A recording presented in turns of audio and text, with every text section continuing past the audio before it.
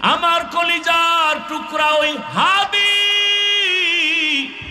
কত স্বপ্ন নিয়া ময়দানে আওয়াজ, কিন্তু অকাতরে চলে গেল।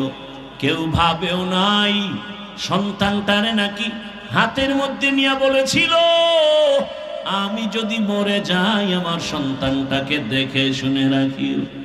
আজও কলিজা ভরে দোয়া করেছি, এমন একটা মোনাজাত নাই যেখানে আমি যুবকের জন্য কলিজা ভরে দোয়া করি না।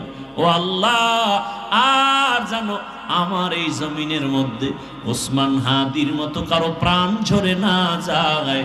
কুদরতের ছায়া দিয়া আমার কলিজার প্রত্যেকটা যুবকের জীবনকে হেফাজত করিও। এরে আমার কলিজার বাবারা, আমার আল্লাহকে বেজার করা যাবে না কেন, সেই প্রশ্নের জবাবে আমি এত